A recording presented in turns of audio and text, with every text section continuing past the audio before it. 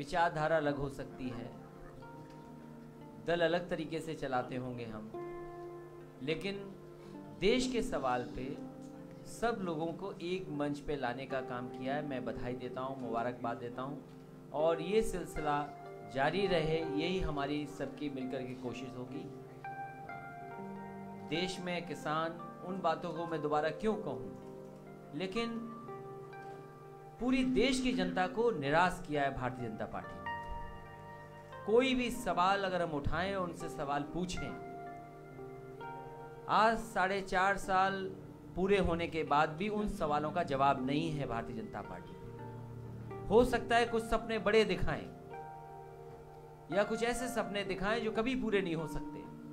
इसलिए जनता को भी हमने सावधान किया है और खासकर किसान, गरीब, नौजवान, व्यापारी, हर वर्ग के लोगों को सावधान किया है कि इनके झूठे वादों से बचें, इनकी साजिश से बचें। और हम तो ये कह सकते हैं कि उत्तर प्रदेश में लोगों में झगड़ा करा करके, लोगों के बीच में नफरत फैला करके, धर्म की, जाति की,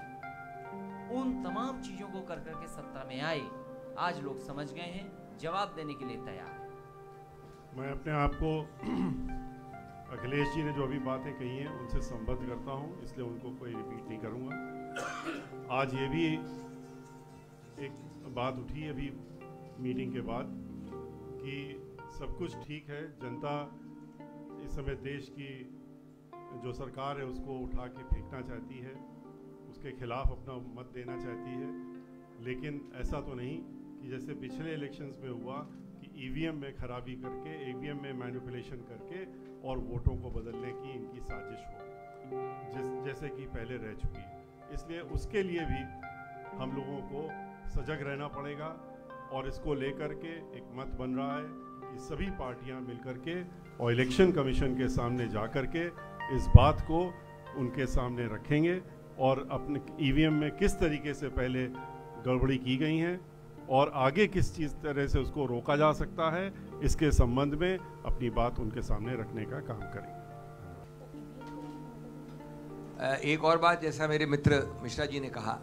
देखिए समय बहुत कम है, नहीं तो हमारा सबका मानना है कि जब दुनिया भर में मुश्किल से 3-4 देश ऐसे हैं जहां पर इस मशीन का प्रयोग होता है, तो क्यों ना भारत वापस पुराने सिस्टम में चला जाए,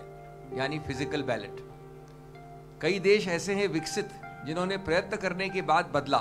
30-40 10-15 प्रदेश यूएसए के, हॉलैंड, फ्रांस, जर्मनी ने ईवीएम शुरू करने के बाद निरस्त कर दिया। तो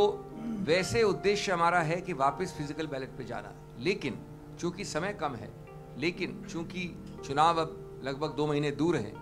इसलिए कम से कम न्यूनतम हमारी मांग होने वाली निकट भविष्य में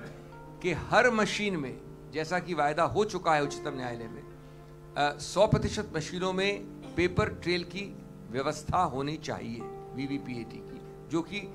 चुनाव आयोग मान गया है। लेकिन उससे ज़्यादा महत्वपूर्ण, जब 100% मशीनों में ये प्रावधान है, तो कम से कम 50% मशीनों में गिनती फिजिकल जो पेपर ट्रेल होता है उसके आधार में क्रॉस चेकिंग होनी चाहिए। वो 50% आप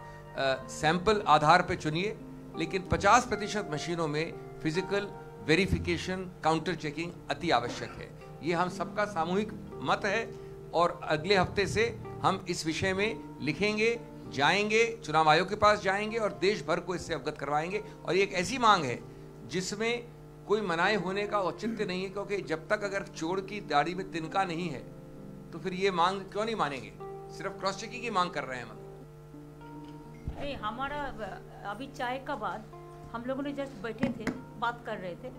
तो एक तैयार हुआ है सब मिलके एक साथ में, एक यूनानिमस तैयार हुआ है कि हम लोग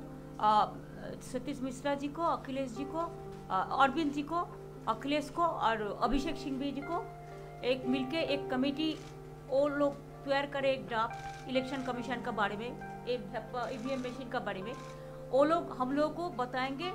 तो हम और पॉलिटिकल पार्टी वही एक ही बात में हम बात करेंगे और we will write a letter to the election commission, और ये लोगों ने तैयार करेंगे after draft to meet the election commission also together, this all the political parties. Because इसमें हमारा देश का लोकतंत्र को रक्षा करना सबसे ज़्यादा जरूरी है।